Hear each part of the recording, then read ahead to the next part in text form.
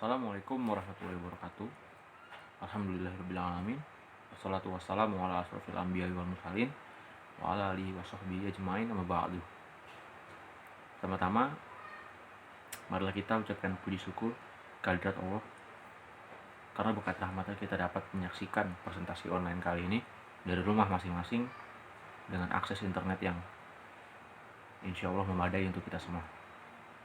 Selanjutnya, sholawat serta salam tidak lupa juga kita aturkan pada bimbingan kita Nabi besar Nabi Muhammad SAW.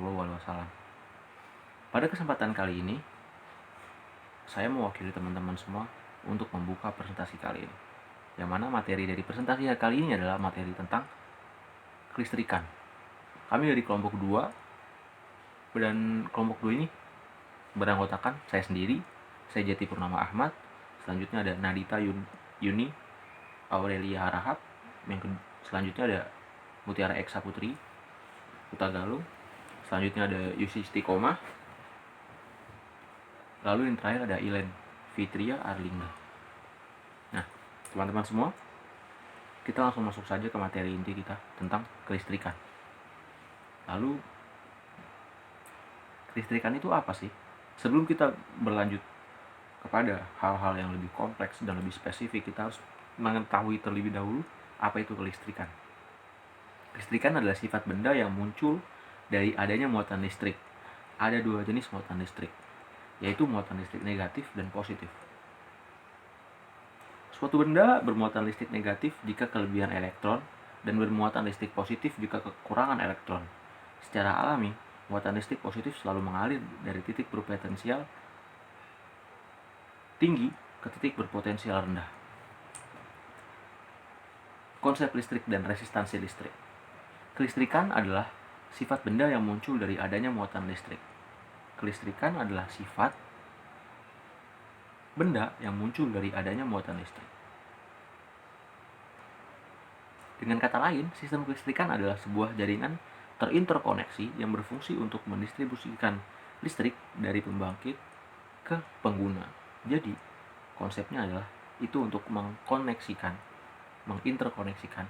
dari pembangkit menuju ke pengguna. Itu adalah konsep dari listrik dan resistansi listrik. Selanjutnya, ada arus listrik. Arus listrik sendiri itu apa sih kawan-kawan semua?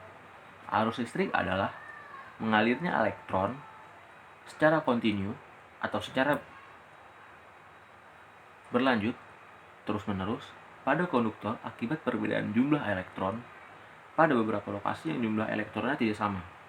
Arus listrik dibagi menjadi 2 jenis, yaitu adalah arus listrik searah atau biasa bisa dilambangkan dengan DC atau direct current yang memiliki arah yang tetap.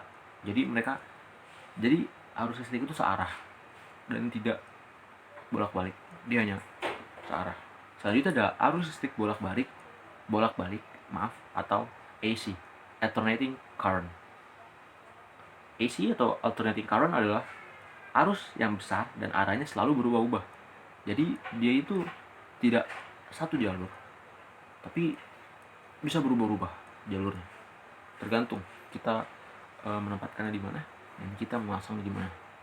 Tergantung seperti itu. Lalu satuan internasional untuk arus listrik adalah ampere yang dilambangkan dengan huruf A kapital, A besar. Jadi huruf lambang dari arus listrik itu ampere, A besar.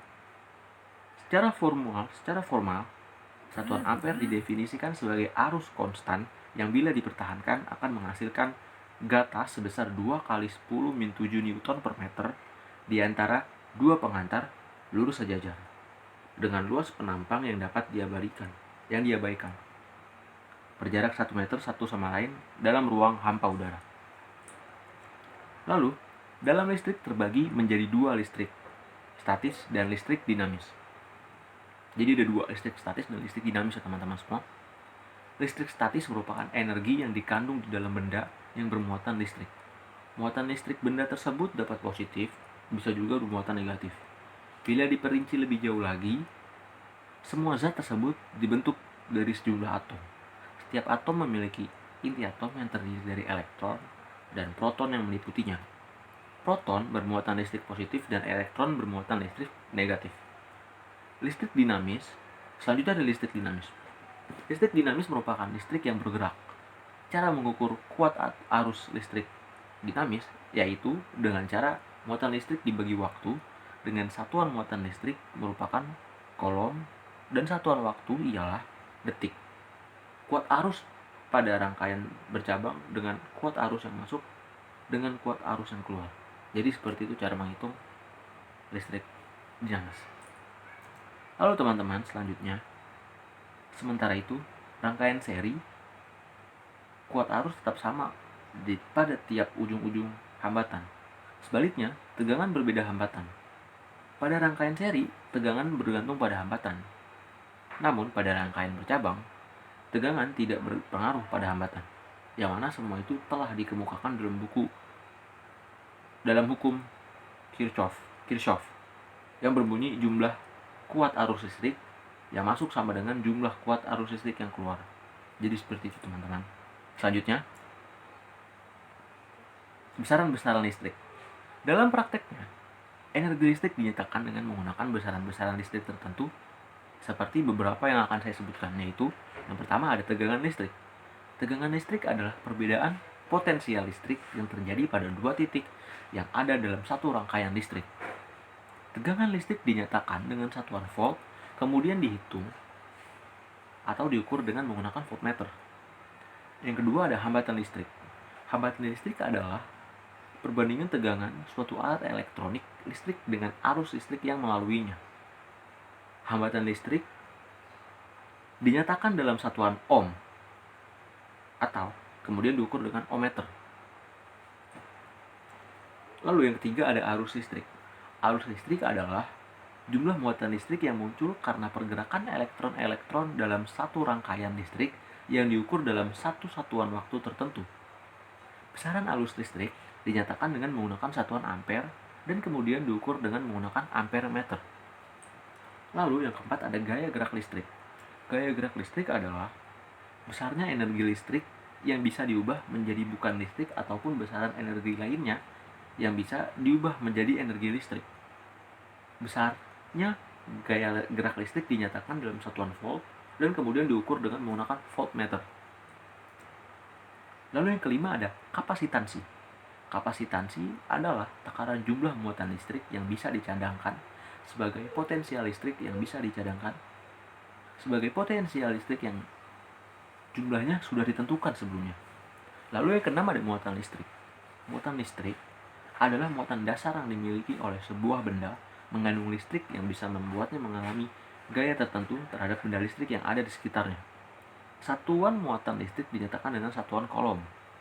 Lalu, yang ketujuh, yang terakhir dalam besaran-besaran listrik, itu adalah indukstansi. Indukstansi adalah sifat rangkaian elektronika yang bisa membuat timbulnya potensial listrik secara proporsional kepada arus listrik yang ada dalam rangkaian listrik tersebut. Adapun besaran indukstasi dinyatakan dengan menggunakan satuan internasional Weber per ampere atau satuan Henry. Jadi teman-teman, selanjutnya akan dijelaskan oleh teman saya. Silakan. Yang selanjutnya ada resistansi. Resistansi adalah kemampuan suatu bahan benda untuk menghambat atau mencegah suatu aliran listrik. Nilai resistansi itu sendiri diukur dengan satuan ohm atau dilambangkan dengan omega. Sedangkan prefiks atau awalan SI standar internasional yang digunakan untuk menandakan pada satuan resistansi tersebut adalah kiloohm. 1 gigaohm sama dengan 1000 miliar ohm. 1 megaohm sama dengan 1 juta ohm. 1 kiloohm sama dengan 1000 ohm. Pada dasarnya, setiap bahan pengantar atau konduktor memiliki sifat yang menghambat arus listrik. Besaran hambatan listrik pada suatu penghantar konduktor dipengaruhi oleh beberapa faktor diantaranya jenis bahan, suhu, panjang penghantar, dan luas penampang. Komponen listrik yang berfungsi sebagai penghambat arus listrik adalah resistor. Resistor dalam suatu rangkaian elektronika dapat berfungsi sebagai penghambat atau dapat mengurangi aliran arus listrik dan sekaligus juga bertindak untuk menurunkan level tegangan listrik di dalam rangkaian. Berikut adalah persamaan hukum Ohm. V sama dengan I kali R atau R V bagi I, atau I sama dengan V bagi R, di mana V merupakan tegangan arus listrik atau voltage, I sama dengan arus listrik atau current, R sama dengan hambatan arus listrik atau resistansi. Yang selanjutnya ada jenis-jenis listrik. Yang pertama ada jenis listrik statis. Listrik statis adalah kumpulan muatan listrik dalam jumlah tertentu yang tetap statis. Dalam bahasa sederhananya, listrik statis disebut juga listrik yang diam. Yang termasuk ke dalam listrik statis adalah hukum Coulomb, lalu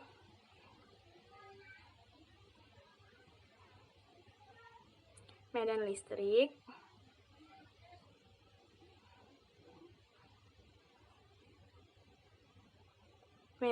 oleh muatan listrik,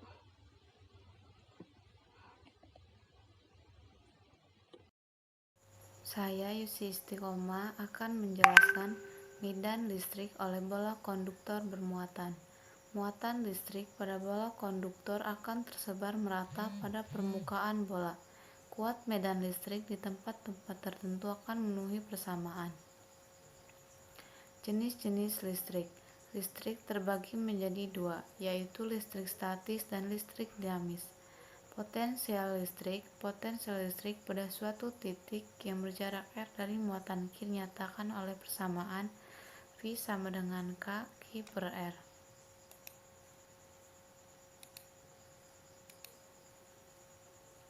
Energi potensial listrik dapat didefinisikan sebagai usaha untuk membawa tiap satu muatan dari jarak tak terhingga menuju ke suatu titik berjarak R dari muatan lain.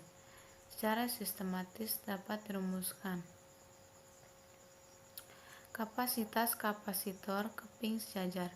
Kapasitas suatu kapasitor bergantung pada dimensi atau ukurannya dan medium yang terdapat dalam kapasitor. Kapasitas kapasitor adalah kemampuan kapasitor untuk menyimpan muatan listrik atau energi listrik. Kapasitas kapasitor dinyatakan dengan persamaan sebagai berikut.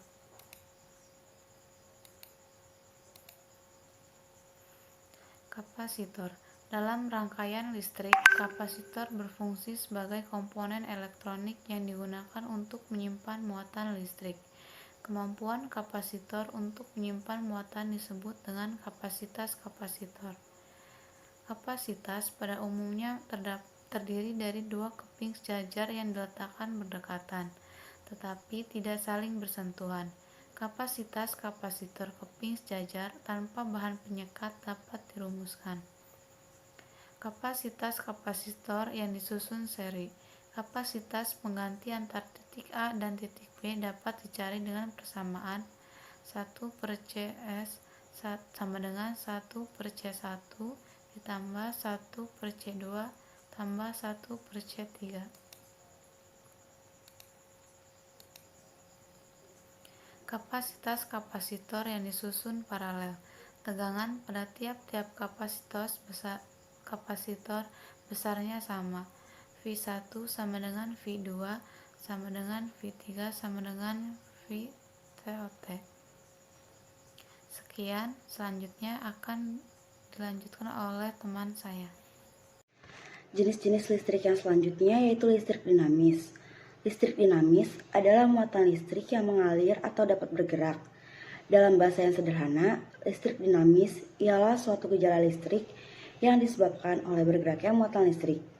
Yang termasuk listrik dinamis adalah kuat arus listrik, yaitu besar muatan yang mengalir pada suatu konduktor tiap satuan waktu. Selanjutnya ada hambatan konduktor. Hambatan listrik seluruh konduktor bergantung pada jenis konduktor, luas penampang konduktor, panjang konduktor, dan temperatur konduktor. Lalu ada rangkaian seri hambatan.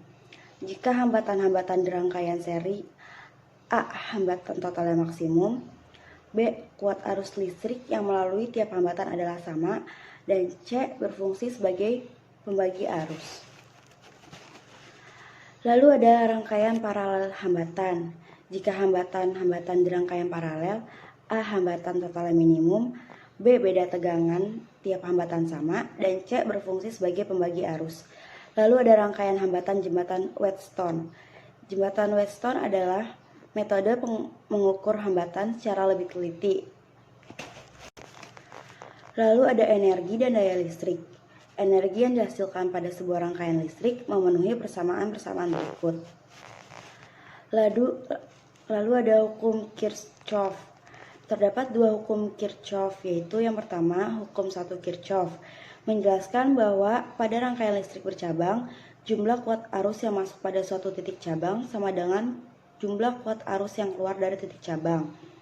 Lalu ada hukum 2 Kirchhoff, yaitu tentang tegangan, menyatakan bahwa jumlah aljabar perubahan tegangan yang mengelilingi suatu rangkaian tertutup sama dengan 0. Lalu ada alat ukur listrik amperemeter, yaitu alat untuk mengukur kuat arus listrik dan ketika digunakan harus dirangkai seri dengan rangkaian yang diukur. Amperemeter ideal memiliki hambatan dalam sekecil-kecilnya. Amperemeter memiliki batas kemampuan mengukur besar kuat arus. Kemampuan tersebut dapat diperbesar menjadi N kali semula dengan memasang sebuah hambatan cabang atau paralel. Lalu ada voltmeter, yaitu alat untuk mengukur tegangan antara dua titik dan ketika digunakan harus dirangkai paralel dengan rangkaian yang diukur. Selanjutnya ada rangkaian terbuka dan tertutup. Rangkaian listrik terbuka merupakan suatu bentuk rangkaian listrik di mana arus tidak dapat mengalir dalam rangkaian karena ada bagian dalam rangkaian yang tidak terhubung atau dihubungkan dengan komponen pemutus arus seperti saklar. Rangkaian terbuka tidak dapat mengalir arus karena jalurnya arus terputus atau terbuka. Lalu rangkaian tertutup, yaitu rangkaian yang dapat mengalirkan arus listrik sehingga lampu dapat menyala. Sambungan dari baterai, lampu, dan kabel. Ternyata sambungan tersebut terhubung satu sama lain sehingga rangkaian tersebut merupakan rangkaian tertutup. Dengan demikian, sebuah rangkaian listrik yang tertutup akan menghasilkan nyala lampu. Selanjutnya ada rangkaian listrik seri dan paralel. Rangkaian listrik seri yaitu rangkaian yang cara kerjanya membagi arus yang dihasilkan dari komponen lain. Apabila ada 3 buah komponen yang dirangkai secara seri, maka tegangan dari satu komponen memberikan sisa tegangan yang dihasilkan sehingga proses ini dapat mengurangi pemakaian tegangan sehingga 3 komponen hanya terhitung pada satu komponen saja. Rangkaian seri sering juga digambarkan dalam posisi diagonal. Selanjutnya ada contoh rangkaian listrik seri dalam kehidupan sehari-hari, yaitu lampu senter. Biasanya pada bagian baterai lampu tersebut disusun secara seri. Selain itu, pengertian lain dari rangkaian listrik seri adalah input dari suatu komponen di dalam rangkaian tersebut akan berasal dari output komponen lainnya di dalam rangkaian tersebut. Nah, rangkaian listrik seri ini dapat menghemat biaya dengan menggunakan sedikit kabel penghubung. Selain memiliki kelebihan dalam penghematan biaya, rangkaian listrik seri ini juga mempunyai kelemahan, yaitu ketika salah satu komponen dalam rangkaian tersebut dicabut atau mengalami kerusakan seperti habis atau tidak berfungsi, maka komponen lain yang terdapat dalam rangkaian tersebut juga tidak akan berjalan dan berfungsi dengan baik, bahkan dapat menyebabkan mati total. Contohnya seperti pada 3 buah bola lampu yang disusun secara seri. Maka input dari lampu tersebut akan dihasilkan dari output lampu lain yang terdapat di dalam rangkaian tersebut. Dan seandainya salah satu lampu tersebut dicabut dan juga putus atau rusak, tentu lampu yang ada di rangkaian lainnya akan ikut padam. Selanjutnya ada ciri-ciri dari rangkaian listrik seri. Yang pertama adalah arus listrik mengalir tanpa melalui cabang. Yang kedua, arus yang mengalir pada masing beban adalah sama. Dan yang ketiga, tegangan sumber akan dibagi dengan jumlah tahanan seri jika besar tahanan sama. Jumlah penurunan tegangan dalam rangkaian seri dari masing-masing tahanan seri adalah sama dengan tegangan total sumber tegangan. Selanjutnya ada rangkaian listrik paralel. Rangkaian paralel merupakan salah satu yang memiliki lebih dari satu bagian garis edar untuk mengalirkan arus. Dalam kendaraan bermotor, sebagian besar beban listrik dihubungkan secara paralel. Masing-masing rangkaian dapat dihubung putuskan tanpa mempengaruhi rangkaian yang lain. Rangkaian listrik paralel ini juga merupakan salah satu rangkaian yang disusun secara berderet. Lampu yang dipasang di rumah umumnya merupakan rangkaian paralel. Rangkaian listrik paralel adalah suatu rangkaian listrik di mana semua input komponen berasal dari sumber yang sama. Semua komponen satu sama lain tersusun paralel. Hal itulah yang menyebabkan rangkaian paralel ini menghabiskan biaya yang lebih banyak daripada rangkaian listrik seri. Rangkaian paralel ini mempunyai kelebihan dan kelemahan yang berbanding terbalik dengan rangkaian listrik seri, yaitu kelemahannya adalah dia menghabiskan lebih banyak biaya daripada rangkaian listrik seri, sedangkan kelebihannya adalah jika salah satu komponen dicabut atau rusak, maka komponen yang lain tetap berfungsi sebagaimana mestinya, tidak seperti rangkaian listrik seri. Selanjutnya ada ciri-ciri dari rangkaian paralel, yaitu yang pertama, tegangan pada masing-masing beban listrik sama dengan tegangan sumber. Yang kedua, masing-masing cabang dalam rangkaian paralel adalah rangkaian individu. Arus masing-masing cabang adalah tergantung besar tahanan cabang. Yang ketiga, sebagian besar tahanan dirangkai dalam rangkaian paralel. Tahanan total rangkaian mengecil, oleh karena itu arus total lebih besar. Tahanan total dari rangkaian paralel adalah lebih kecil dari tahanan yang terkecil dalam rangkaian. Rangkaian listrik paralel ini juga mempunyai kelemahan dan kelebihan yang lain selain yang sudah disebutkan tadi. Kelebihannya yang pertama yaitu apabila sumber tenaga listrik atau contohnya baterai yang disusun secara paralel, maka kapasitas arus pada rangkaian baterai tersebut juga akan meningkat. Yang kedua, jika beban listrik dirangkai secara paralel, maka tegangan listrik yang menuju ke masing-masing beban adalah sama besar dengan tegangan sumber. Sehingga, apabila beberapa lampu dengan daya yang sama dirangkai secara paralel terhadap sumber tegangan, maka lampu-lampu tersebut akan menyala sama terang. Selanjutnya, kelemahan yang lain dari rangkaian listrik paralel ini adalah apabila beban listrik yang disusun secara paralel memiliki tahanan yang berbeda, maka arus listrik yang mengalir ke masing-masing beban kelistrikan menjadi tidak sama besar. Lalu, rangkaian listrik yang disusun secara paralel akan membutuhkan jumlah kabel penghantar yang lebih banyak dibandingkan rangkaian listrik yang disusun secara seri.